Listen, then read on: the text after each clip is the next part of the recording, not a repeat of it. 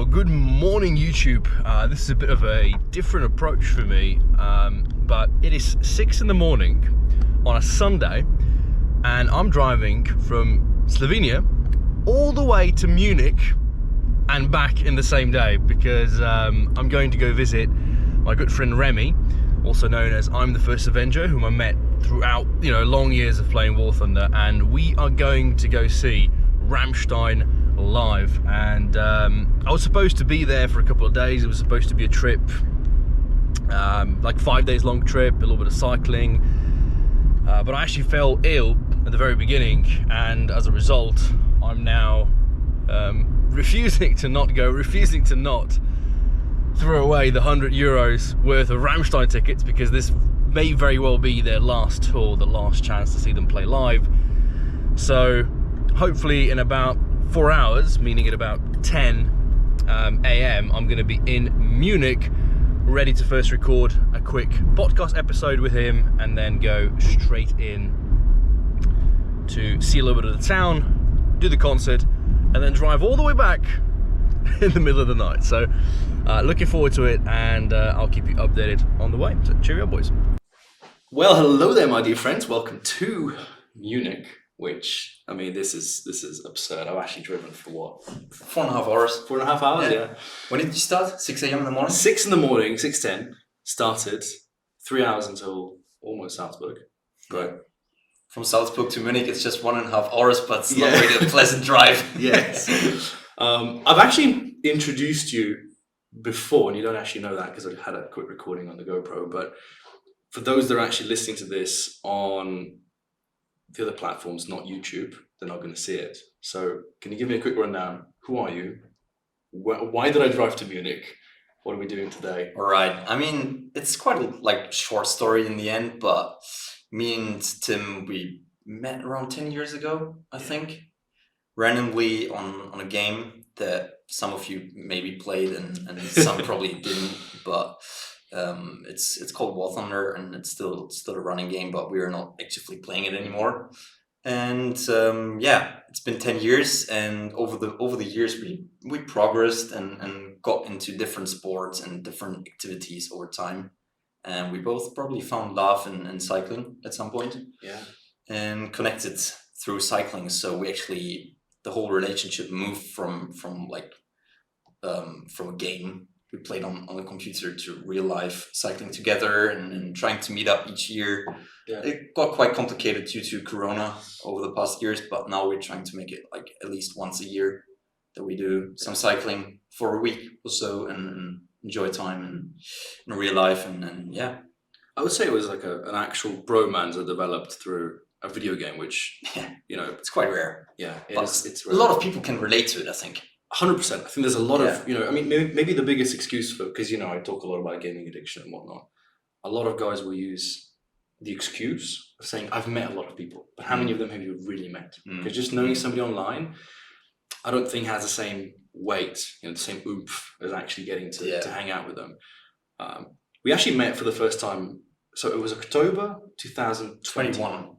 Yeah. So almost 2 years now. When was the time when we met? 2014? 15, 16? Yeah, somewhere around there. Thereabouts, so nearly 10 years. Then about, somewhere around 10 years. Yeah. So, did you think about, the moment when we would actually meet for the first time that it could get, a little bit cringe? I mean, that's probably not the best word, but... I would...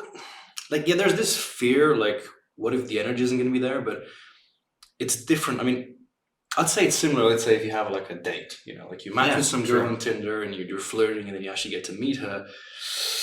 Maybe she's a bit catfishy, maybe you're a little bit uncomfortable, but this is, two bros, there's a different attitude, right? Because there's worst case scenario, as dudes, we're going to have a beer and we're going to be fine. True. You're going to hash it out. In the end, I knew that you're quite a vocal guy and I am as well, so I didn't really think about any issues. Talking to you, we would find a topic. We had a topic. Yeah. We had a lot of conversations over the past years. So, but you always have that little fear. At least there's always that little bit of doubt. And then I even met JJ on the way through. Yes. So it was quite fun. Yeah, exactly. Yeah, wonderful.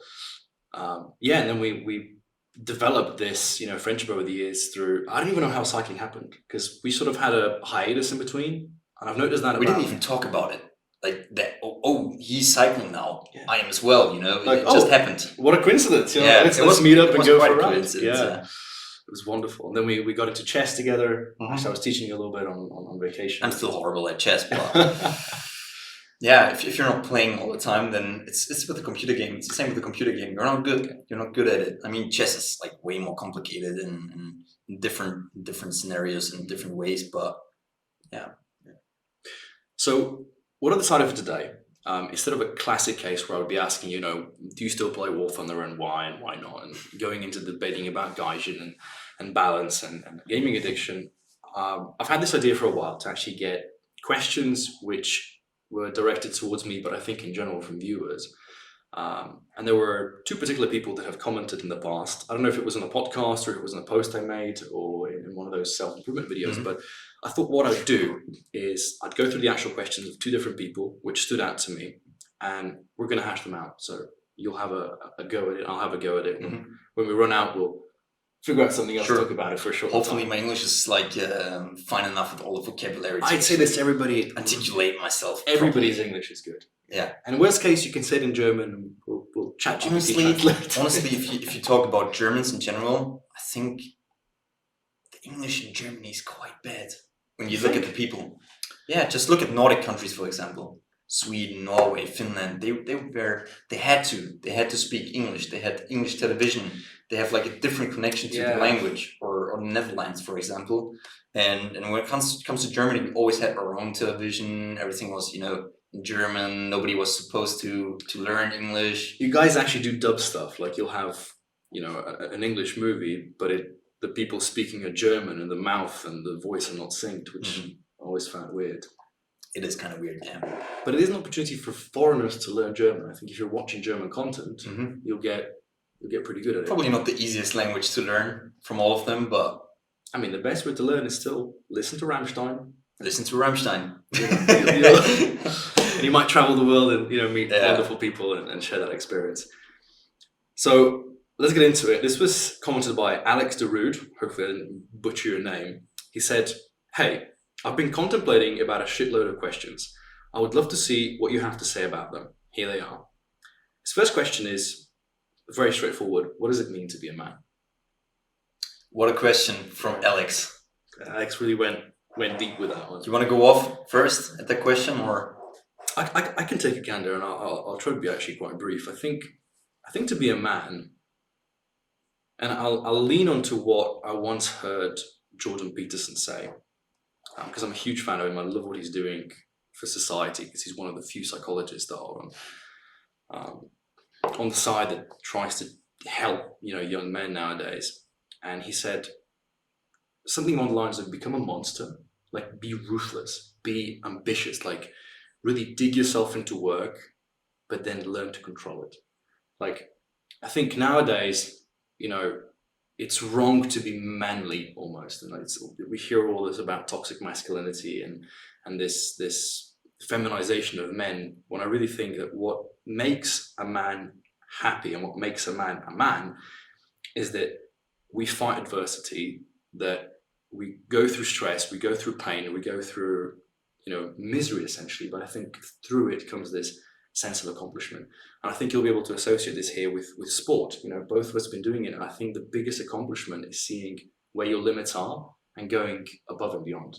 Above and beyond, and go through pain, go through injuries, go through bad patches where you can't find motivation, and essentially that's a good how do you say, middle ground? I mean, because realistically speaking, I think that's what builds you as a person. If you think about tribal cultures, they have these actual rituals. Like I know there's this ant thing.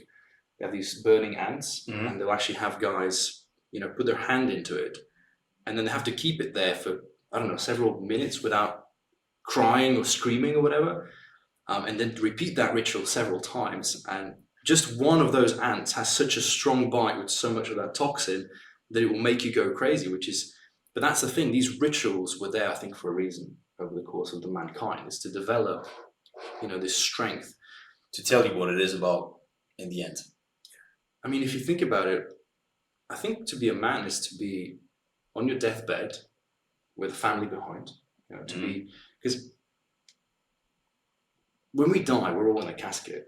You know, except for maybe pharaohs. Yeah, we're all going to have the same casket. You and I are going to have, you know, the same bones will be left behind. But I think we want to be remembered as good fathers, good grandfathers. You know, you want to leave a legacy behind. You want to give your, you know, future genetic, what you're leaving behind, give them a path to live. And I think that's what being a man is to sort of pave the way for your kids, for other kids, and for humanity as a whole. I don't know how old Alex is, but probably around our age. Yeah. And I think, especially nowadays, for me, what I've learned is that, like, being happy, not surrounding yourself with people, being on your own, is one of the most important things. You have to be happy on your own. You have to be happy spending time with yourself.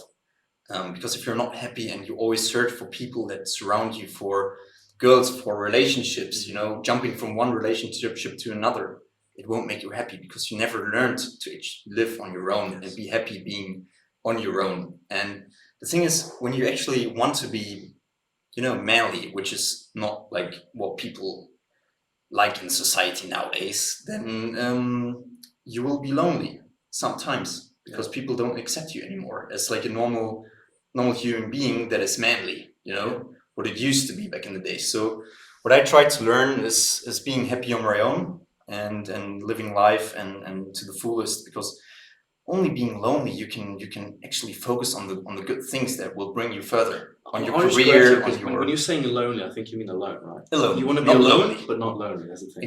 Exactly. That's the point. Yeah. Being alone, but not feeling lonely at the same time. Yes. And I think so many people nowadays are really bad at being alone and happy at the same time. Especially I've seen it with so many girls that dated friends of mine.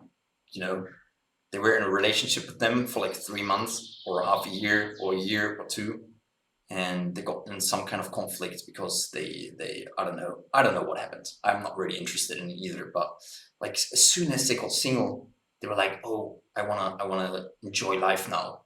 But like a couple of weeks, couple of months later, already in the next relationship, you know. So yeah, what I think is like the first step to being like a great person yourself, being manly, is to be happy being alone. Because only being alone from time to time and over longer periods can make you like a great person. You can achieve new things, you can educate yourself, you can build a new business, you can, you know, do stuff for yourself and not concentrate on a different person that might distract you from the development that you need at our age. Yeah. I think to Alex, I'd say, ask yourself the question, could I, you know, turn my phone off, turn my social media off and go live on an island for like a month or 2 months, and would I be fine with that?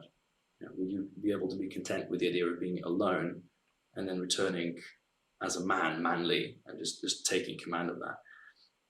And there's another point that I actually want to talk about. Maybe now, Alex, at our age, the girls at our age, maybe they're a couple years younger. They might think that they don't need a man that is manly. But dude, in 10 years, they will be running behind you. They will search for a guy that is provider, that like serves for the family, that is there to protect them, that brings the food to the table. But those men, they will be gone. They're already sold to a good girl. Yeah. Don't worry, my friend. Like in a couple of years, the whole situation will change. Statistics are saying that by 2030, 54% of women between the ages of 24 and 42 will be single. And I think right now, over the next couple of years, is the perfect time to be the manliest of men, because you're going to stand out from the crowd, you're going to build a life that is respectable, and I think you're going to attain happiness. And going back to what I said with Jordan Peterson, do this in an arrogant way. Do it, because you're going to look back at life and you're going to think, I made the right choice. You know? Yeah, exactly. I think that's the right path to choose, instead of instead of always saying yes to opinions that are socially accepted nowadays and not what you actually want to be. We were talking about that as well earlier. Yeah. The yes culture nowadays. And We're probably going to get more into it because he's got a lot of questions. Yeah, for us. This next one, actually, I really like it because it ties into what we were just talking about. Is why do you associate yourself with the people you do associate yourself with? And then a similar idea, it's like a sub-question, what causes people to be friends? And how do they see each other and what they're willing to do for one another? That's a good one. Yeah. I think having a good friend nowadays, which actually serves the purpose of a good friend, is quite rare. Nowadays, people are searching for friendship to make profit from it. Yeah. Quite often. Yeah. Quite often. This idea of associating yourself with somebody who can give you monetary gain. Now, I don't think that means like networking, but you have to give to receive. There is some universal karma in the world. You have to contribute something in order for the world to give you something back. This idea that you're just going to receive and receive, eventually the well's going to dry up and you're going to be left with no water in there and it's going to become lonely and miserable. Just a matter of time. I think I associate myself with people I associate with because first and foremost, we spoke about this before, I said don't surround yourself with people that always agree with you. So you want to have some level of criticism coming from people. A good friend will disagree with you. A good friend will sit you down and he'll say, look, man, I think you're doing the wrong choice. This woman you're dating, I don't think she's the right person for you. This business decision you've made might not be the best choice for you. Maybe you should try this diet. It will help you out. A good friend will disagree with you. And you want to associate yourself with people, however, that do have the same values as you. Right? I want to surround myself with men that have a vision of life, that see a color that I also see. Because I don't want to disagree with you on a fundamental value of ethics and morality and religion and whatnot and politics. Yeah. That's where I want to be as equal as possible, but I want us to disagree. Yeah, obviously. I think you can relate it, or like it's similar to a relationship. You have to have some differences in your relationship. For example, you work at a different place. I think that's healthy. Yes. Not doing the same job, because you won't have any topics to talk about. But on the fundamental things, you have to agree. Otherwise, it wouldn't work.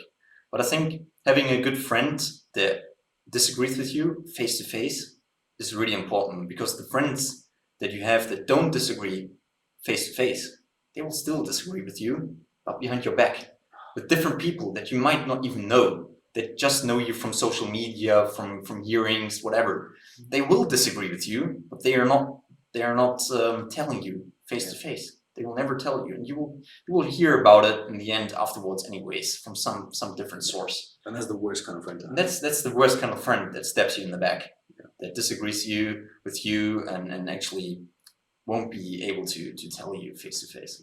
And so, to be honest, we all do it. Like, to a certain extent, we all do it. To a certain extent, we do, yeah. But you want to try to limit that. You want to try to eliminate those types of people from your life, because there's so many people in the world that we get to meet, that we get to choose to make our friends. But I do think a lot of it is just, it is also a chance. I don't know about women. As men, it's, you might bump into someone, you might even throw fists and then have a beer. Yeah. I think more often than not, you become friends with people that you never actually anticipated. Or never liked, in beforehand, Yeah. In the first place. Yeah, my best friend from high school, I actually remember first week of being in that school, I sat there and I looked at him and I thought to myself, what a weirdo. Like, who would ever want to hang out with him? It turns out now we're best friends. It's a lot of it just happens. Yeah. A lot of these relationships, they're quite.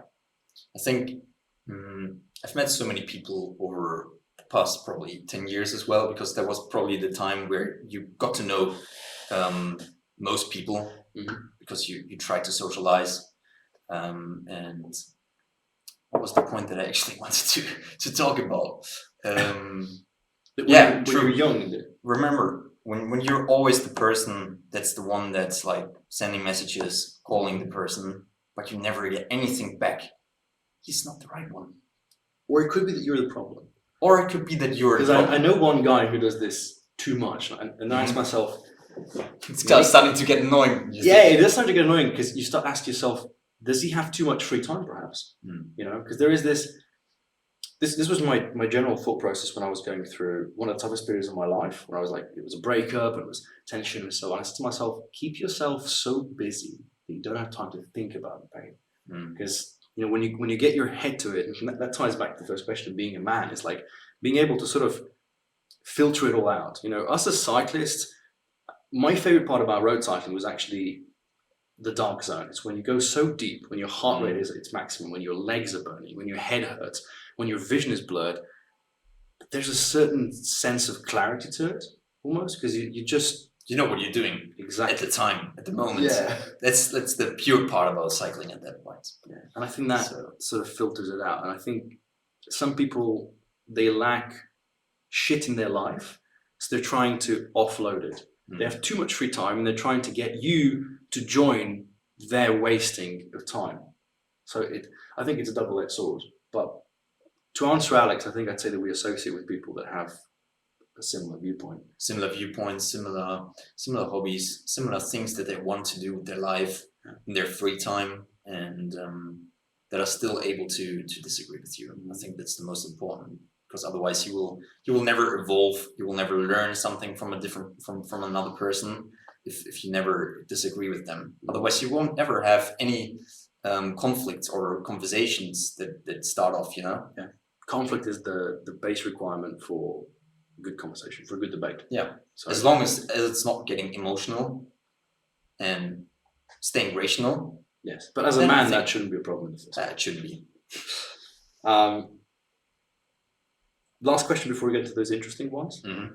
He says, what is a healthy balance between work and life? And can this balance differ for each person? I mean, it definitely differs. It definitely differs. There are some people that find love and joy in their work, and they never have to stop thinking about their work life. It's just a progress. I mean, they probably work 7 days a week, but they don't work all day, but they structure it over the week. It's just their passion became their job. But that's quite rare. It's very rare. Very rare. Yeah. I was personally sold this idea as a kid. They said, work what you love doing and you'll never work a day in your life. And I think it's complete bullshit. But I do believe that the balance between work and life, it should be because honestly, look, you're going to work on average 8 hours a day, 40 hours a week. I think it's something close to 2,000 hours per year. So within 5 years, you're going to have the 10,000 hours that are supposed to be the mastery level. I think you should learn to combine life within that work. So me at the moment, I'm working, we spoke about this, as a copywriter, and I'm being offloaded all of the cycling things, which, as a fan of cycling, I get to sort of take some of the passion to the work. Doesn't mean that all the work I do is enjoyable, but it never is. It never is because it's work. But I think that the merging of what you're passionate about and what you're good at, and I actually have a video coming out soon, maybe already today, I think. No, 2 p.m. Was it that's a different one? No, it's different. Ah, it's a different one. Today's a bit of a clickbaity one. This will be released in a couple of weeks, but Japanese have this concept called ikigai. And it's like 4 circles. So you have what pays the money, what you're good at, what you're passionate about, and there's one more. Right? And there's this mixture essentially of the two. And then if you put 2 together, you have one. And ikigai is like the middle. It's like, can you do something you're good at, and you love, and you're passionate about, and you get paid well? Oh, and the world needs it. Oh, right. So it's like the ideal job will be something that's in between all of that, but most people will never get to. Most people I think working in a job that the world needs, it's actually fulfilling. I mean, because you think you're serving a purpose, a higher purpose that other people like. What's the word in English? Profit from. Yes. I think that's quite fulfilling. It's most of the time quite physically hard jobs, to be honest. But I think in the end, in the long term, it gives you more, or it gives back more than other jobs where you think most of the time, what am I doing here? What is the serving point of the whole job that I do? Who's profiting from it? There's so many startups in Berlin, for example, in the capital of Germany. there's so many startups that like grow and die at the same time. You don't even know what they're doing. It's just. But that's I've joined this mastermind early this year, and one of the concepts is actually killing the child early. Essentially, is what we call it. The child is this idea of the startup, and you try it. You take a product that you want to, let's say, sell or whatever it might be, online thing, might be selling mugs, but you try it, and if it doesn't work, kill it and try a different thing. Move on. Because otherwise you will waste time, Yes. money, and energy on a project that's not supposed to happen. So I think for Alex, I'd also add this, which is every work is respectable. Obviously, I wouldn't want to work in McDonald's. I wouldn't want to work behind a conveyor belt, like Chinese factories or whatever. But I think there's a beauty to every work because it contributes something to the world, and you shouldn't be afraid early in life. I personally was quite afraid of doing a job that I would find like yuck, something. Yeah. I think everybody is. Yeah. But then when I was working in the kitchen, when I started, and you have to go through the process, first you're washing dishes, then you're doing some of the very easy tasks and just chopping vegetables. It taught me to respect the people who do that as a living. And I think it brings a little bit of almost empathy, which I don't have a lot of, but some that I do have is like it's respect for the people who do their job and do their job well. So don't be afraid to pick up any work you can, make the money, get new connections, get a width of what life is like, and then you'll be able to filter it out later. Don't be afraid you're going to get stuck up in one job, because nowadays you can still change. It's so easy. Absolutely. Like most people that have a degree in something, they work in a totally different environment and job than what they've actually learned for in university. Because you never know where life's going to take you. Yeah. We live on average now, 80 years? And probably. You never know where you're going to end up. Depending where you live. And how you live. Yeah. Alex, take care of yourself. Take care of your body. Because you only get one body. That's your temple, your vehicle. I'm not selling you some chakra bullshit. It's like, guys, take care of your physical body. You only have one. No matter how much money you have, health is still like the most important factor in your life, and you can affect it by what you eat, what you do, what you're surrounding yourself with, stress, sleep, enough exercise next to your job. Whatever degree of control you have, you should take it. Yeah. Take control of it. Ready for the good questions? All right, let's go. So his fourth question is the good old question of how to approach women and what you should look and shouldn't look for in a woman. It's a loaded one, but it depends on what you're looking for, obviously. Yes. But I'm guessing Alex is looking for like a real connection. I think not just some hooking up. I mean, honestly, I think everybody's looking for a real connection on some limbic level. Even though men, we're dogs. We are predisposed by evolution, by testosterone, to just, I don't want to say ejaculate and evacuate, but that's essentially how we're built. We're built to dominate, to go around and conquer the world, right?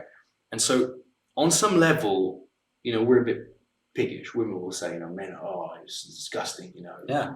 But yeah, it's because we've been conditioned for millions of years to sort of live that way. I think what it is partially letting the steam off. I'd say as a kid, as a teenager, go out. In our 20s. Yes, have fun. You should. That's my biggest regret in high school. I was waiting. I was waiting for the right girl to come along, and guess what? She never came. You can use that waiting time so effectively. Yes. I mean, I'm turning 25 this year. You're turning 26, I think. I have turned 26. Yeah, I've turned 26, and I've been in one relationship in my whole 20s, or since I'm out of puberty, and I'm not regretting anything. I've been in that relationship for 1 year, and it's been like 7 years almost that I've been single, and I didn't look for like a relationship in general, but I would be happy if I find the right girl at some point, but I'm not like searching for it or using my free time to look for the right girl that might satisfy me in a proper relationship. And it would be nice, but if it happens that I go out with a girl and we just spend one evening together, we have a great time. We might have even sex in the end, which happens from time to time. I will take it. Yeah. You know, who am I to not take that or say, oh no, sorry, that's not what I'm looking for at the moment. That's bullshit. Nobody would do that. At least not us men. Yeah. I mean, fundamentally, we have to understand we don't really know what we're looking for until it's staring us in the face. And even then, men, we are a little bit blind to that. Like, blind and stubborn. Yeah. And I think the problem is scarcity. So the average dude, this is something women don't understand, but you know, a woman goes on Tinder, she'll swipe right on a guy, meaning she says, I like this dude. Like 99% of the time, that's a match. Yeah. And what women don't understand is that it's not the same for men. You know, the average woman with average photos, she'll get, you know, probably dozens of matches every single day, probably. An average dude will get a couple of matches per week. I mean, if any of you guys are in the comments that use Tinder, I'm actually quite curious, like how many matches do you get on average? Because I think for most dudes, it's extremely low. And it creates this scarcity in the sense that every woman that ends up giving it to you, and I'm not just saying meaning sex, but like gives you an opportunity, it looks like the Holy Grail. It will look to you like, you know, Jesus came down from heaven and just gave you the greatest meal on earth. And you'll grab that because you're hungry and you've been hungry for years. And you might not realize that we've taken is not for you. Yeah. And then you will throw away time. I think casual dating isn't for everyone. Hookups are not for everyone. No, One-night definitely stands not. are not for everyone, but it will give you some idea of what to look for. I always compare it to burgers, right? It's like, the way I say it is this. So imagine you get into puberty, you've been single all your life, you're hungry. You know, you're really craving a burger. And you're going through life and you're traveling and you look at your classmates and you look at your friends and you look at your parents and you think, oh, everybody's got their burger. Everybody's already gotten their burger. Where's my burger? But then you walk past McDonald's, you're like, yeah, maybe not for me. You're waiting out for something better. And then eventually you give in and you just go into a random restaurant and you order a burger and you eat it. And it's the one. And that's the only burger you're going to eat for the rest of your life. Now, it could be amazing. It could be the best burger in the world. But it could also not be. So as much as I do think there's a beauty to like high school sweethearts, you know, you have guys that have been together since they were like 16 and, you know, It might work out, it might not. Yeah. In the long term, it will decide. Yeah, So absolutely. you never know You never know. at first. But People evolve, people get to know other people at work, at university, and get influenced by them. And even if you meet your high school sweetheart, it might work out. Then it's a great story. You can tell forever. But if not, you shouldn't be sad about it. Just you have to move on at some point. All of us been through heartbreak, and you have to use that energy for something different. We already had that point, and it won't get easier. It will always be hard. But when it comes to what is Alex or what should Alex look for in a girl, he's definitely not looking for those Louis Vuitton girls that go out with their girls groups with their 3 chicks, her best friends, every weekend, clubbing, hopping from table to table, looking for free drinks, looking for free bottles, and just scamming men. That's definitely not the type of girl that you should look for. I mean, if she's interested, you can take her out for a couple of nights, for a couple of evenings, but she's not the keeper, you know? The thing is with the good girls that I'm especially looking for, they're hard to find because they're staying home. They're working on themselves. They're doing what you're supposed to as a man as well. Yes. And that's why they're so hard to find, you know, because they're staying home, they're reading books, they're studying, they're not going out clubbing every single weekend and showing the whole world how good their body is. And they're not the girls that need social attention on Instagram and other social media. I've met great girls that have like 100 followers on Instagram, private profiles. Or don't even have an Instagram. Don't even have an Instagram, exactly. And they're the sweetest and the most generous people in the world. So definitely not the ones that need social attention every single weekend and going out and talking to 15 different guys and that are telling you, oh, he's just my best friend. We've all met those girls, and yeah. You don't have to listen worry to them. about them, you know. Yeah, Just a exactly. You friend. don't have to. It's not the one that you have to worry about. That's the first thing that they tell you. That'll be the first guy she'll call when there's a problem with you. Yeah. I mean, my advice for I personally, I use Tinder. I hate it, but I use it as an it's such a great social experiment, because what you get to do is you get to fix your scarcity mentality, right? By testing out different things. And you get to talk to different women and see how they react, and you get to be a little bit playful, because especially, let's say you're traveling. Right? If I was staying here in Munich for longer, I'd get to go on a couple of dates. I get to see a different culture. I get to talk to people that don't know me. So there's no incentive for me to be 100% polite or in line with certain things. I can be a little bit pushy. I can be arrogant. I can be cocky. They will never see you again. Exactly. You will never see them again, probably. So there's no hard feelings, and you get to sort of entertain the idea of being a player or whatever. My advice to you is try to be different, because the biggest issue with us men is that we've been conditioned to behave in certain ways. And the biggest thing that we've been conditioned to is to be these nice, caring, be more in touch with your emotions, tell her how I feel. And every time you try it, what happens? She goes away. Yeah. You know? As soon as you tell her about your feelings, as soon as you open up and show maybe your insides. Yes. And because those emotions are reserved for your bros. That goes back to that question we had about friends. You want to associate yourself with people. You know, I had a really tough period back in October. Who was the first person I spoke to? You. Yeah, and JJ probably. And JJ, yes. Yeah. And I got a couple of other good friends I've got. I didn't turn to, a woman for that advice, because they work in a different realm. This is a huge problem. In fact, statistically speaking, so let's say psychologists, I think 75 or more % are women. So if I go to a psychologist, a psychiatrist, or a therapist or whatever, it's not that I don't want to talk to a woman, it's that a woman will provide me with a female-specific problem solving. They solve problems differently than men do, right? We spoke about this before. We were having breakfast. How men, we fight in the physical. If we have a problem, we're gonna wrestle it out. We're gonna have a fist fight, problem solving. Maybe scream. Maybe some fists are flying. Yeah. Well, not really screaming, but maybe like some yelling. people do. Some people do. Yeah. But women will fight in the mental state. They'll fight in the behind their back, and it's just how we're built. Talking to their friends. Yeah.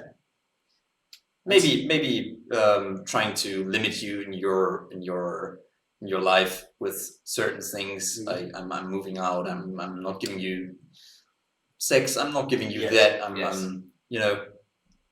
I think the thing about Alex I want to warn him about is that the reason why I think you should have fun, quote unquote, is you want to get to learn how a woman operates. There's a reason why, we open up Instagram and you'll see the comments, women coffee emoji. It's not, I don't think that women coffee emoji is there to be like... Isn't it women tea? No, it's a coffee emoji. I thought it's tea. No. All right, we got that clear. Yeah. It's not, it's not supposed to be like a misogynistic thing to comment under a bad woman driver. I think what's inherently messaging, the message that we don't see that clearly, is that we don't understand them. We always brush it off like, women, world's mystery. Life is difficult with them, but it's impossible. I don't think they understand each other either. No, not even their girlfriends. Sometimes we don't understand each other. Yeah, true. But at least we have a way to figure it out. Exactly. And so, just a matter of time. Yeah, I think the issue is that guys will have scarcity mentality. They'll finally find a girl. They'll settle in with her, and then they'll fall in this behavioral pattern where they're making the same mistakes that you and I have made in the past. And now they're years down the line. The girlfriend leaves them, and they start spiraling. I think that's the scary bit. You didn't talk to your friends for years. You didn't do anything else than serving the purpose as a boyfriend, doing the jobs for your girl. That shouldn't happen.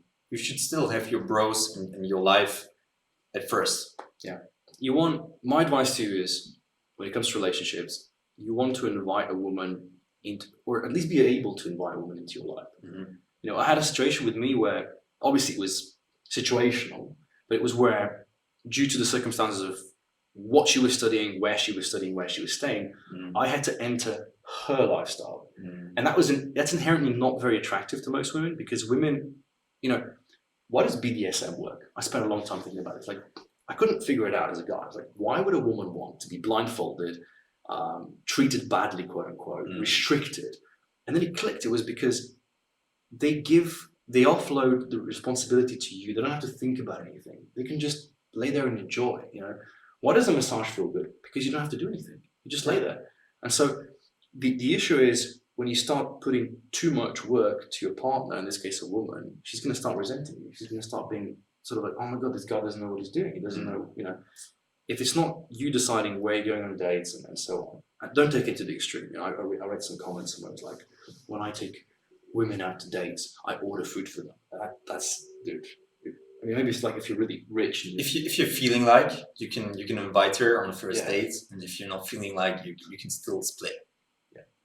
And if she's the one, or if she's a good one, she will happily split. And if not, then just move on. Yeah. And that's the thing. Doing, at least dating a lot, at least going on these dates, you're going to break that fear that you might have about hanging out with women. And you're also going to see a pattern. You're going to start, I now look at a woman, within 5 seconds, I can figure out in what bracket she goes into. Is she a gold digger? Is she a good girl? Is she, I was on a date just the other week. So she's 25. She only had one dude in her life. It was like a shorter relationship. And I could tell that she was looking for a genuine long-term relationship. Right? She wants a dude to spend the rest of her life with. And even if she was my type and she wasn't, it was an okay date, but there was nothing there. I was like, hey, it was nice to meet you. Nice to have a drink. Good conversation, probably. Yeah, and I was like, look, good luck and goodbye. No hard feelings between us, because I didn't want to waste my time and her time. I would be able to contribute nothing to her by leading her on, because I'm not looking for the same thing she's looking for. So, like, fishermen know this. They catch a fish, let it go. You don't have to hold on to everything you catch. You don't have to, no. Yeah. Well, he's going deep here. He's saying, I think it's a long one, isn't it? Did we answer actually everything? I think we did. Yeah. How to approach women? How to approach women. It differs from girl to girl. You have to first figure out. Ultimately, what's the worst that can happen? Right? Rejection is better than rejection. Regret. Yeah. Rejection is better than regret. And you're going to get rejected all the time. Look, I'll tell you one thing. I was looking for jobs back in December and January, and because I had gone on so many Tinder dates, it was second nature. Because it's the same thing. On a date, you're selling yourself for sex. On a job interview, you're selling yourself for a job. It's the same principle. And so you're basically a salesman. Every time you're dating, approaching, you're trying to sell them something. And it's ironic, because if you look at a lot of people that are like pickup artists, or they're successful, like Andrew Tate's or whatever, the reason why it works is because they're salespeople. Their businesses also are big and successful because they're selling stuff. So I think to approach women is, I always say, it's like chess. You know how to exactly. You know how to build. You know how to build in advance. You know how to talk at first place, obviously, and that can be challenging, especially when you're in a different country. For example, when you're on holidays and you're not talking in your native language. But I think there are two types of girls. Either they reject you. They tell you, oh, I have a boyfriend, or I'm not interested at the moment, and then that's okay. I mean, you will probably never see her again in your life. Or they're actually impressed, nowadays especially, that you had, quote unquote, the balls to go up to them, especially when they're in a group, when they're with other guys, and you're just going up to them and talk to them, and just ask them out. Ask them out for a date, for some adventurous stuff. If you want to go to them, for example, in Munich, there are some options. You can go to the river, the big one, Isar. It's floating right through Munich, or Englischer Garden. It's a really nice place. There's so many options. You just have to have them in your pocket beforehand. Yeah. And you just go up to them, ask them out, and leave. Either they say yes, give you their number, or they say no. So there are those two options, and quite often, in my case, I think they're quite happy actually to get that interaction at first, because they're not getting many people talking to them nowadays anymore, or going up to them, having the balls, because of all the bad experiences that people share on social media, especially, and scare off other dudes to approach girls. Yeah, absolutely. I fear it's gonna die. What's the issue? I didn't think through about Is the it a battery. power issue? I didn't think about the battery. Of We're your be laptop? Yeah, we'll be right back. All right. So after that little break, whatever, battery break, piss break, water break. Charger break. Yeah, we were going to move on to the next question from Alex, but I think in the car we were just talking about how for women, like you're going to start to build certain criteria. There's going to be certain things like red flags, essentially.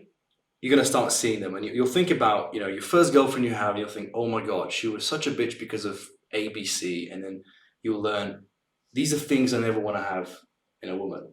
In other words, I know I don't like pickles in my burger. So every time I'm going to go have a burger, I'm going to be like, without pickles, please. So to do that, you're going to have a burger with pickles first. You're going to have to go through those. That's why rejection is good. That's why breakups are good in a way. And yeah, just for Alex specifically, and for other men out there who are thinking about dating, figure out what it is that you like through failure, essentially. Yeah, definitely. Otherwise, you won't learn about those red flags that you don't learn, that you don't like in the first place. You always have to have that girl. Everybody had one of those with the star sign bullshit going on. Oh my God, yeah. They're telling you beforehand that your star sign is actually not like working around with theirs and all that shit. And we're not don't get me compatible started on that one. because Yeah, we're not compatible, but we're dating right now. And okay, sure about that. So, what is the meaning of life? If you aren't of the opinion there isn't a set in stone goal in one's life, how else should you approach this topic? I mean, you create the goal. Right? I was just reading a book yesterday, and one really good part of it that stood out to me is that you always want to have a definitive plan. In fact, the book is actually on dating with women. It's, what a common problem is? You'll have a guy, guys are commonly, you'll say this guy's an alpha and this guy's a beta. Right? And one of the biggest problems that we have is where you'll actually approach the girl. You've got the cojones, the balls, to go to her and ask her for a number, ask her for a date. And then when she says yes, you're a bit dumbfounded. You haven't thought beyond that point. You haven't thought about where are you going to go get a date? Where are you going to have the drinks? What time, what date? These are all things you want to have prepped up in your head. Right? It's way better. This is one of the biggest tips I'll give you for dating. This is the best advice I ever received. Don't say, hey, would you have time on Wednesday to grab a pizza with me? No, do you have time on that day? Even better. Just say, all right, you're going to teach me now. You want to say, I'm getting pizza. Would you like to join? Yeah. Because what that does is, it doesn't say, it says, I'm going to get pizza regardless. It's not giving her options to choose from, or mostly it's saying, like, do you want to get pizza with me? And if you say no, that means that I'm probably not getting pizza either. Yeah. But if I say I'm getting pizza, would you like to join? You're giving her the option to opt out without feeling like she's now rejected you getting the pizza, right? So it again is that responsibility part. It doesn't matter, even like either she's joining in or she's not. Yes. But it makes it easier for her to say yes or no, right? Yeah. So, what is the meaning of life? I mean, what is the meaning of life? I think so many people ask themselves that. Everybody. Hopefully, everybody asks themselves that question. Yeah. I don't know. A part of me would say there is no meaning of life, and you could live, through anarchy and just be like, whatever, be hedonistical. The way I look at it is this: all of us, what do we have in common? We're born. We're going to die. We eat. We shit. We piss. We sleep. We have sex, and hopefully, most people at some point in their life they reproduce, and that's it. Those are the basics. Those are the basics. Now you could go and create something, paint, content, podcast, write a book. You could try to put yourself in the history books, or you could just live a normal life. I mean, it's completely down to your choice. I don't think some, farmer on a Greek island somewhere who's taking care of his sheep and lives a very nomadic lifestyle, I don't think his life is any less important or less worth. Yeah, no, it isn't. He's working to provide for his own life, for probably his wife and his kids, and for the next generation, for his grandchildren. And he's basically living day by day, just to survive. And that's his own meaning of life.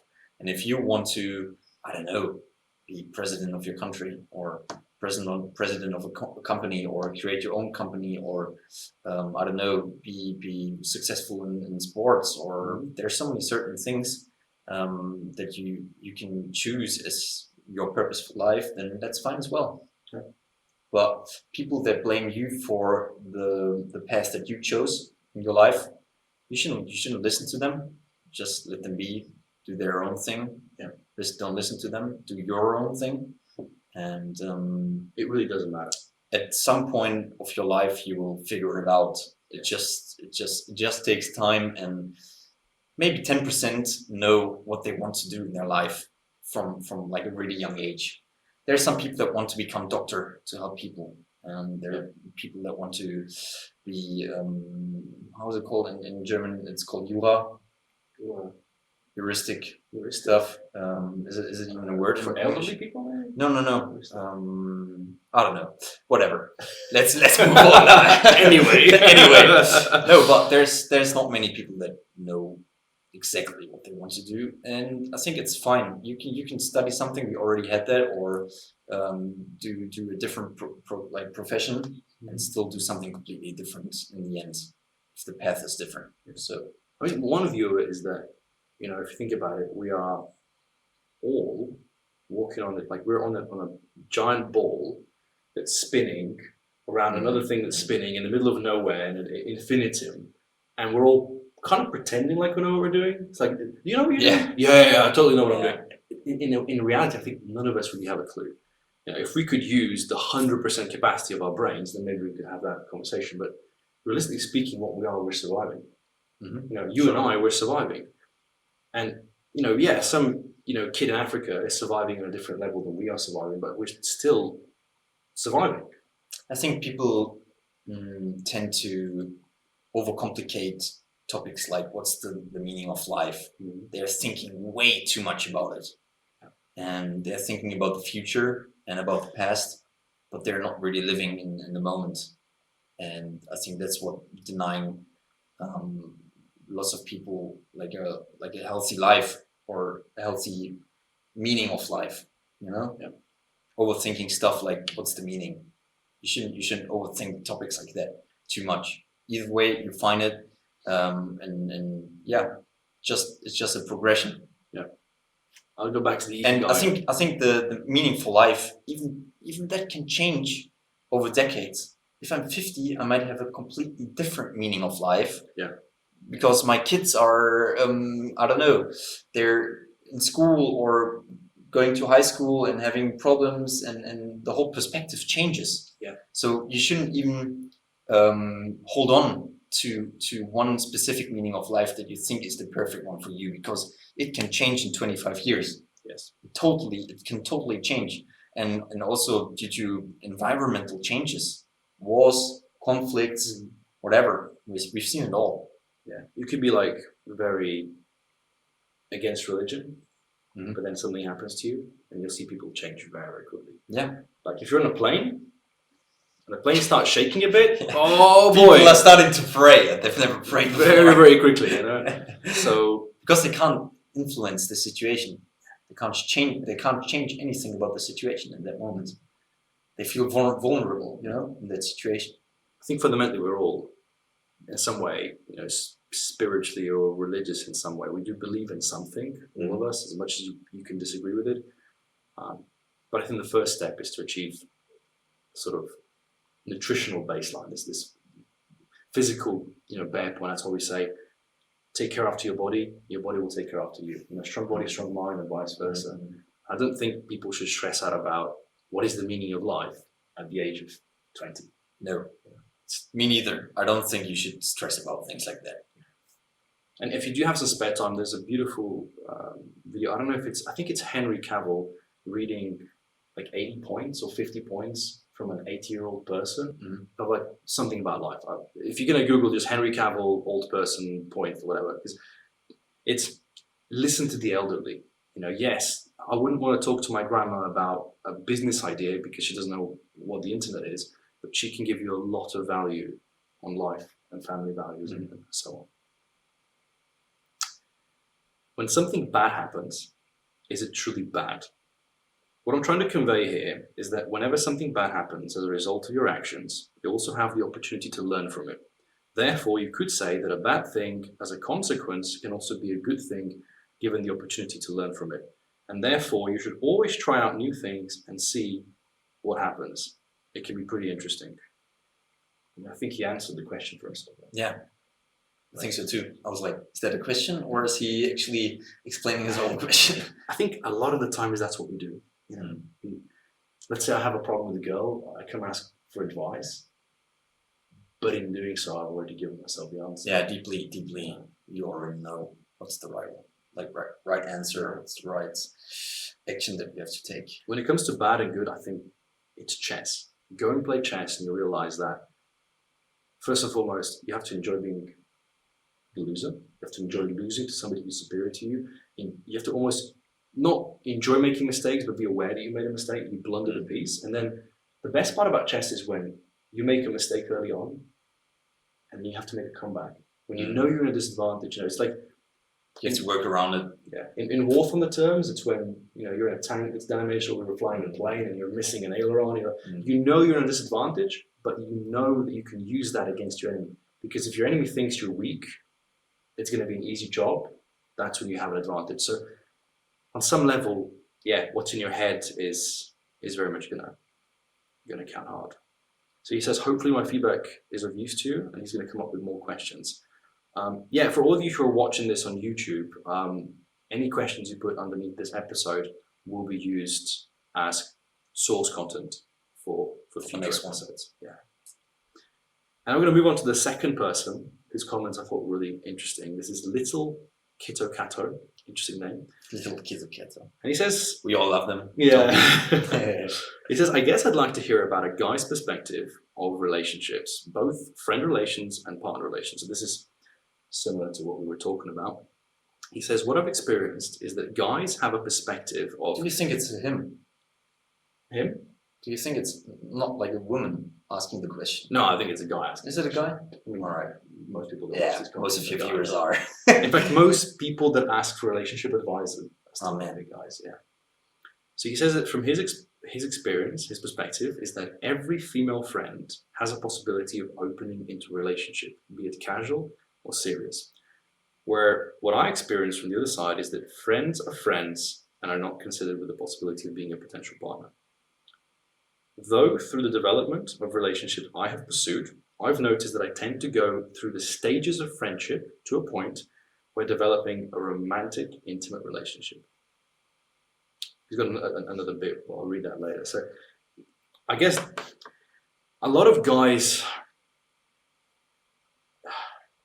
I think is a wrong approach to think that you're going to be friends with the girl. This is the classmate myth.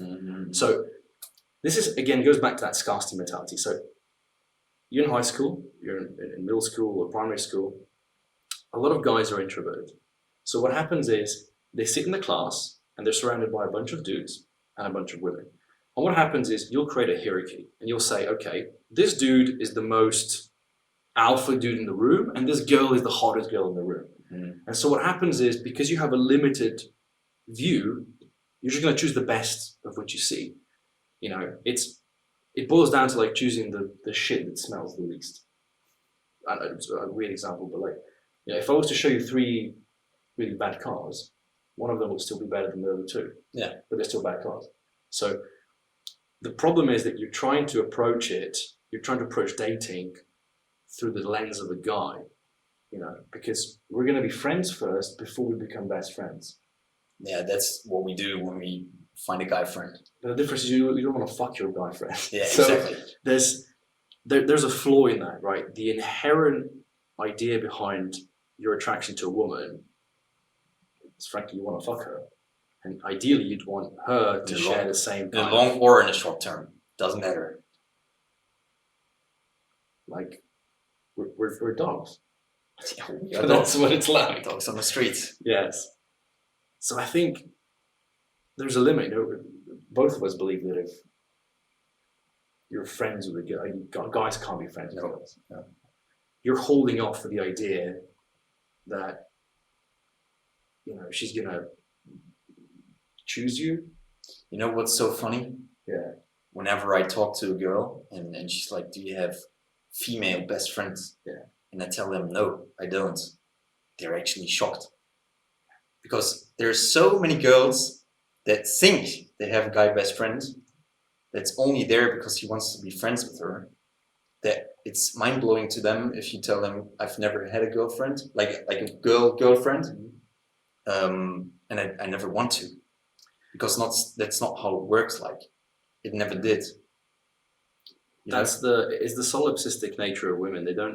The same way they don't realize that the Tinder experience is not the same, that the dating experience that they have is not the same for guys. Mm. They don't see it.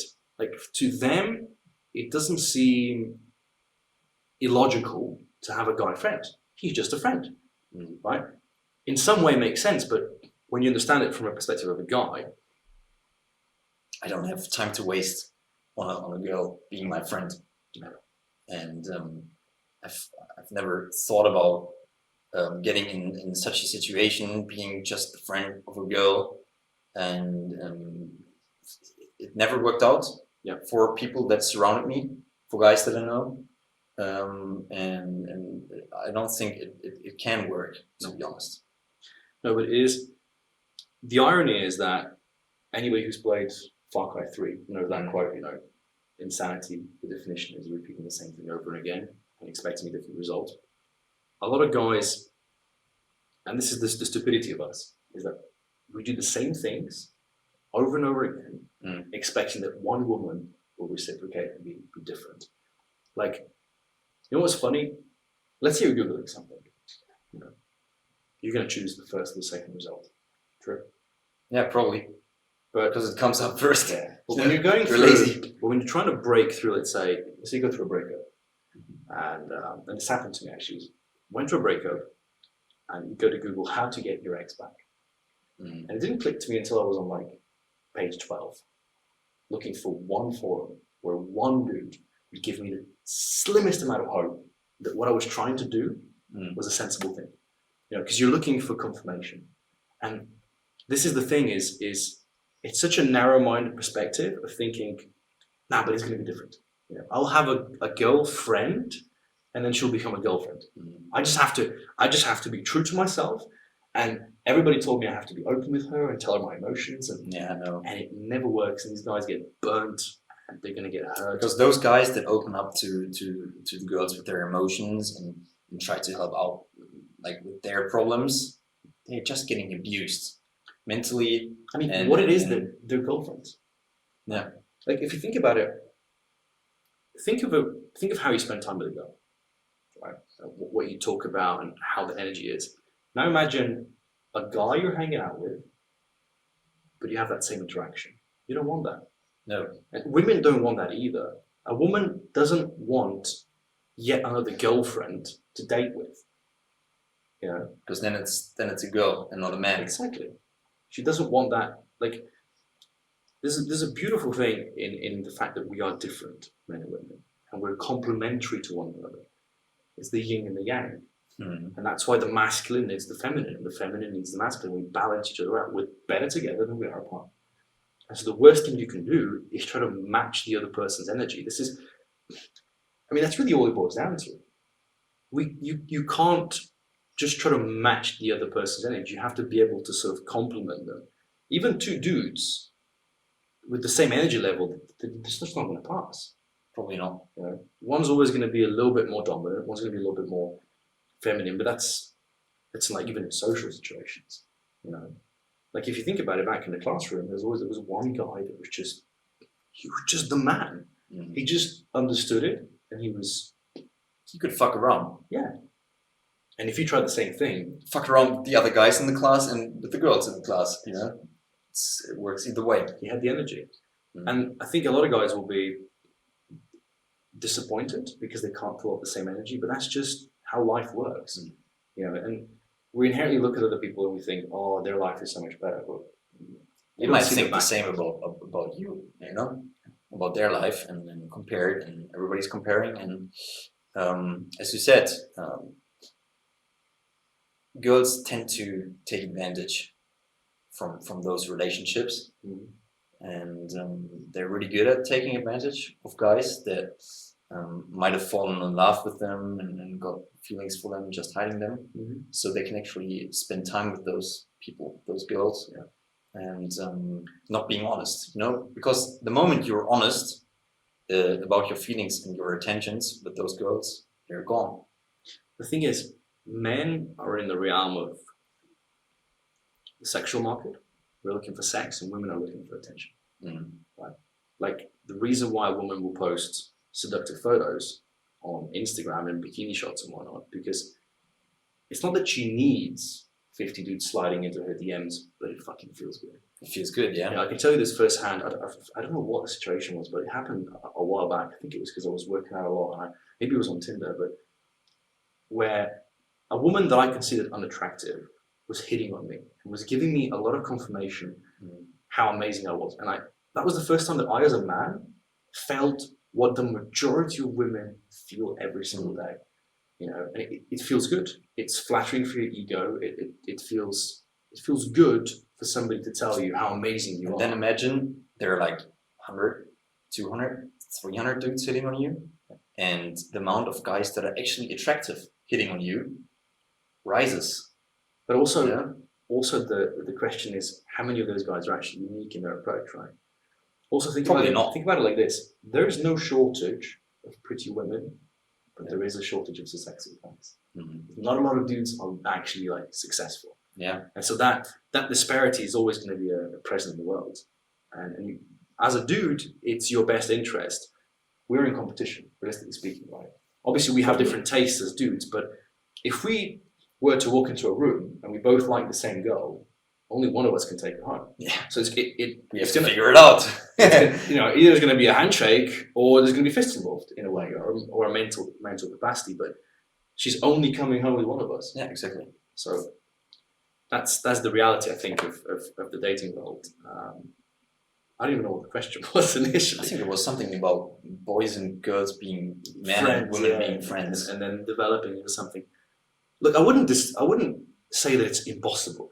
I'm sure you could find couples that were just friends first. It's a difference. It's a big difference.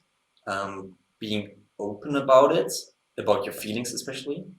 If she got feelings and you got feelings, and you're talking about it, or you're aware of it, and you're still having a good relationship based on a good relationship that you could have with a guy. But if you have a relationship with a girl and you're just friends and it's just one-sided, you have feelings for her, you never told her about it, and you know she doesn't have feelings for you because she's telling you about other guys that she's dating, about other dudes she got feelings for, then it's not healthy, you know? You can have a relationship when it's two sides that have like feelings for each other and connect in a different way. You can have a friendship, but it's more than just a friendship, you know? I mean, guys and girls can be friends. That's when a guy doesn't find a woman attractive. Yeah. That's the case. Yeah. I'm friends with my best friend's girlfriends. Yeah, exactly. That's a totally different story. That's a totally different story, yeah. So and I mean, you can be friends, but realistically speaking, no. I'd add to this, one of the best parts about one of my favorite books of all time, which is The Rational Male from Roode. And he says, you always want to be looking for genuine desire in women. That's when a woman's giving you the eyes, you know, women's eyes. There's a reason why in Scarface, Al Pacino says the eyes Chico, they never lie, because a woman will convey. Women, you know, men, we communicate this way. You know, if I like you, I'm just going to tell you I like you. But as a woman, I will show you. And with men, we're retarded in this. We don't know how to pick up these things. That's why guys will always be like, but I don't know when is the right moment to make the first move? When's the right moment to you know, like touch her and whatever. never and always is the answer. No, You know, you never know. you never know. You have to try out. Either you fail or not. Yeah. And this ties into his next part. He says, additionally, I'd like to hear your perspective on what makes somebody attractive to guys other than looks. For example, healthy exercising habits, interests, sports, life experience, injuries, and how these impact us. I'm inquiring about the latter due to how his type is typically the type of women who are outdoor sports oriented, though sports and life experience are all on the if I fall I die side for him. So it seems like he prefers sports to a little bit more. I guess adrenaline junkie, which he thinks is interpreted as not ideal for a partner in the eyes of a guy. Because I guess his type of woman is a woman who would be into extreme sports, which maybe he considers as not attractive. I mean, this is a very subjective question, right? Because what we prefer as men is very different. I'll never forget I was on this date. There's this friendship, you know, she adds me on Tinder and she sends me a smiley face. I'm like, okay, you're on. And then we go out and she's like, I'm going to bring a friend along. I was like, shit, you know, because that's a good thing, but it also means that you're going to have to, at some point, separate them if you want to advance. And it was great because I had two friends with me. So the question was just which one of the other two friends was going to grab the other girl. And when all was said and done, and I was talking to this guy a couple of days later, he said, wow, you know, my girl, he said, it was really, really hot. And I said, well, I actually thought your girl was just really not attractive to me. And he said, well, I thought your girl was not attractive. And it was so interesting to see because, you know, as a guy, I think we have this filter in our brain where you walk and you look at a woman, you just go yes or no. It's a radar system. Right. You blend them out. It's just yes or no. So if you're interested or if you're not interested, it's the most basic question. And so you can't go through life thinking that just one type of person is attractive. Because what I find attractive, you might find like completely against. Could be just hair color, could be the voice, you know, it could be, I don't know, I'm not a fan of like earrings and makeup and jewelry and you know, like fake Botox and stuff. That's something that to me turns me off. But there's dudes who will kill to get a woman like that.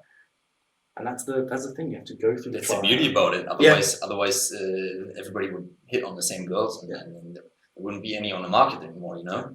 So I think being superficial is the first step. Yes, I think it's okay to be superficial. You know, and yeah, exactly.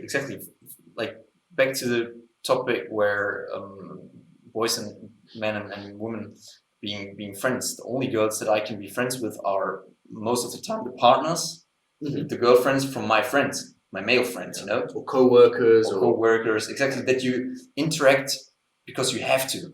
Yes. But I would never go up to a girl that I'm not 100% attracted to in a superficial way. Yeah. Because where's the point? There is no point. And if we connect on a different base, depends. You will never know without going up to them and talking to them. But first of all, it's superficial, and there's nothing bad about it. Exactly. Nothing. It always used to be like that, and it will always be like that. Yeah. I think it was Chris Rock who said it on one of his stand-up. He said, you know, only women, children, and dogs are loved unconditionally. Man is loved only under the condition he can provide something. And it's the truth. And it's not just a materialistical sense. It's as a man, you have to provide some sort of value. This goes back to that sales idea, where you're selling yourself for a job, you're selling yourself for a Tinder date. It's like, you want to provide some entertainment value to this woman. You want her to have fun. You want to make her laugh. You want to make her feel good. I mean, it's not much to ask for. Yeah. So in essence, dating, I think, is quite simple. Find a girl you like. Muster the courage to ask her out. Compliment her, right? Don't tell her, oh my God, you got such nice melons, but be like, something inconspicuous. Choose something that the average dude wouldn't compliment. Just don't make it weird, but it could be like something that she's wearing. Most of the time, they actually find it cute. Yeah. You could also be very direct, you know, but this also depends. You're going to find every guy has game, like game being this ability to play this thing with women, this energy. every guy has game, not all game is effective. And you have to find the game that works for you. Some dude who's extremely masculine, extremely buffed up, extremely sexy, Brad Pitt. Brad Pitt could walk up to a woman and say something really cringy. Bro, he's Brad Pitt. Exactly. He got the name behind his back already, so there's that thin line between being a creep and being a hot, attractive dude. And you have to find where you fit in that realm. And so you're gonna start pushing it. And that's why I think it's a good social experiment with like Tinder to see where it is that you are on that line. You're gonna realize how far you can push it before a woman goes like, whoa, dude, that's too far. as we said, you can only learn it by getting rejected. Like I got rejected so many times already in my life, and that's why I didn't get rejected at the same time quite a lot of times either. Like so you have to have those bad experiences. You have to have them. Yeah, it's mileage, and this is perfect for his last question. He says, "What are guys' perspectives of looking for 'Hey, I'm into you' signals for women?" I think it's really simple. The eyes, biting her lip, playing with her hair. Body language. When it comes to girls, it's all about body language, and how they're looking at you, the eye contact, what they're checking out, and they check you out. Yes, big time. Big time. Yeah, how they behave while they're around you, while they're surrounded by you, and at some point you will figure it out. The body signals. It becomes really simple. I mean, I'll tell you my experience. So this was the first girl I ever had, first serious relationship, first woman I was intimate with. It was a date. We were sitting on a bench, and we had been talking for a really long time. And I didn't know how to make a move. Do you make a move? I didn't know if she was interested in me. We're talking about movies or something, and at some point I noticed, I didn't realize until later, but she had glanced at my lips. I'd seen it, and it was somehow subconsciously. My advice is assume attraction. What that means is always assume that the woman you're hanging with is head over heels for you. Just assume that she's really into you, because what's going to happen is that worst case scenario, you're going to go in, let's say, for the kiss, and she's just going to be like, whoa, I'm not. Too quick, or not into it. Yeah, but if nothing else, your body language can influence hers as well. You want her to be sort of, when they say swoop a girl by her heels, that's they like that inherently. A woman likes, like, if you just grab her and twist her around and look at that in the eyes, and eye contact is brilliant. Even if it's just stare at her quietly into her eyes. Obviously, don't do it in a creepy way. No. Right?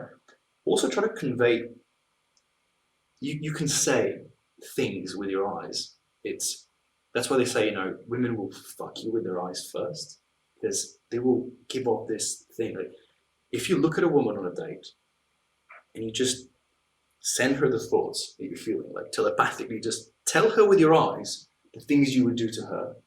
Just don't tell her what you throw them a smile. And make them.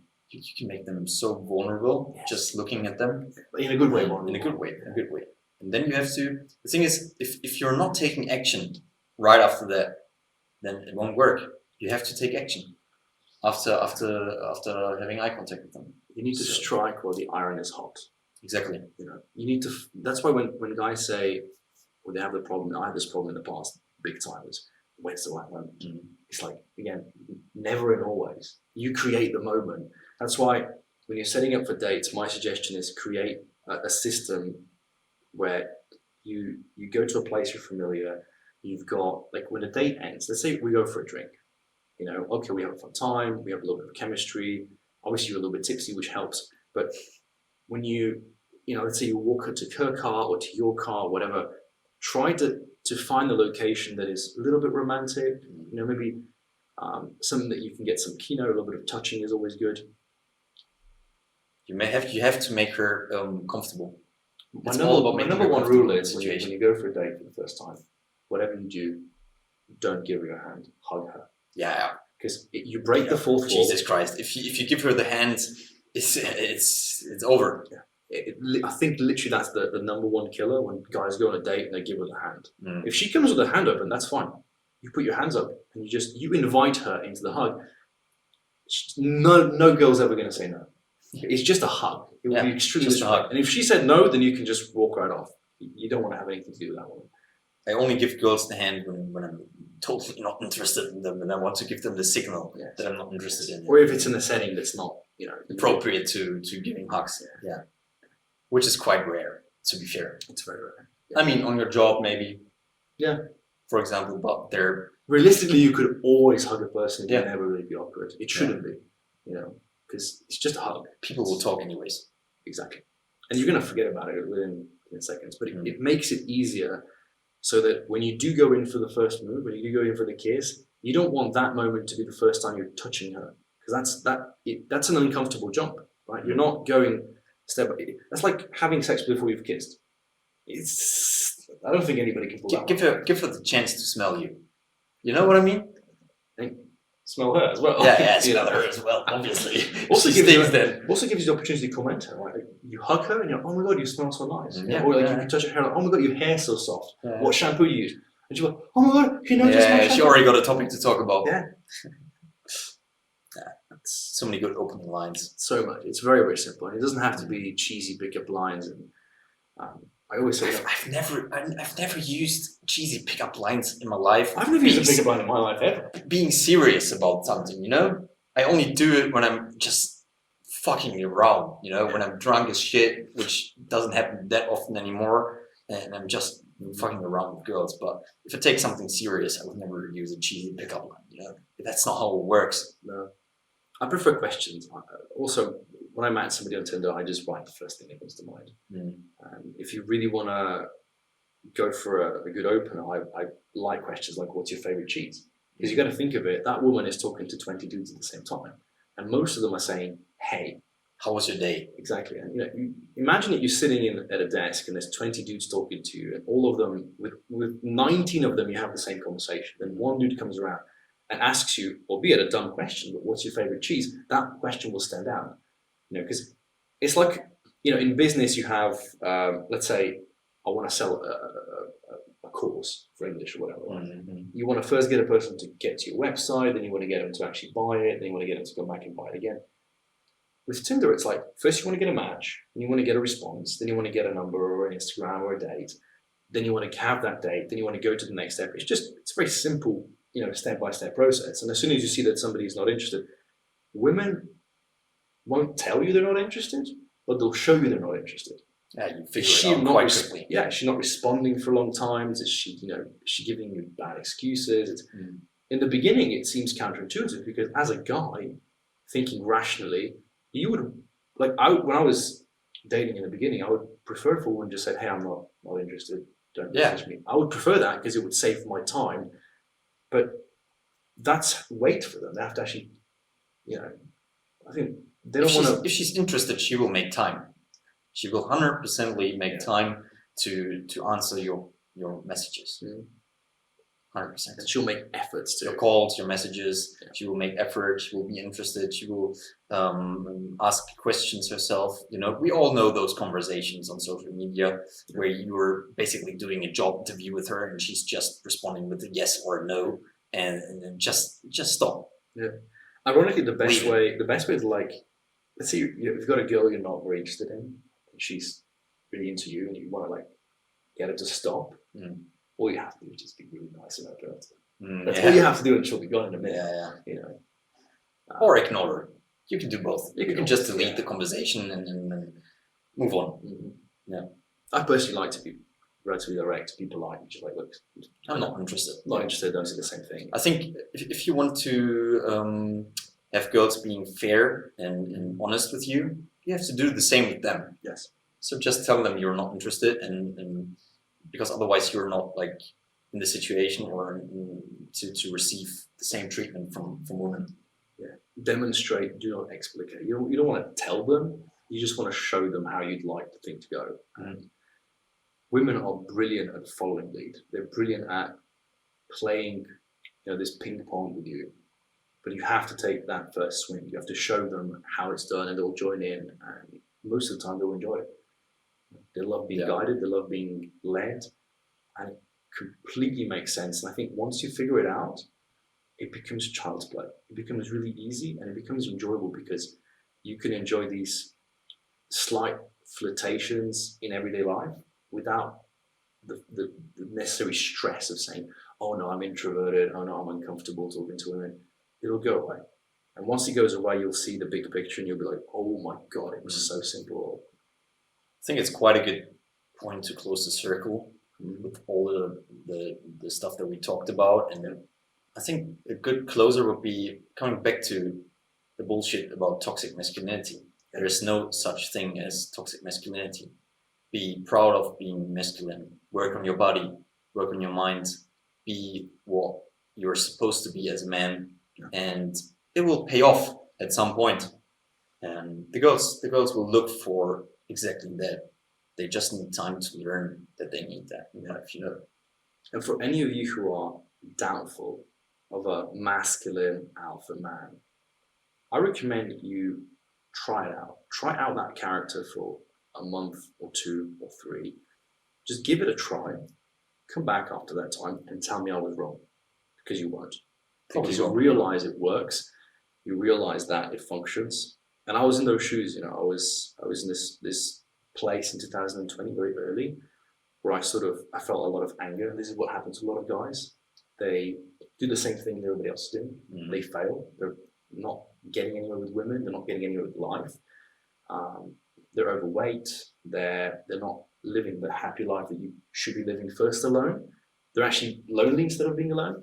And then they start offloading that hate on women. And I think that's actually the toxic part. That's the toxic part, because that's exactly what women do with us men. Yeah. And it has nothing to do with masculinity. You know, toxic is toxic. Whether it's masculine, feminine, neutral, it's gonna be toxic. So you can be masculine, you can be feminine, and you can do all that without being toxic.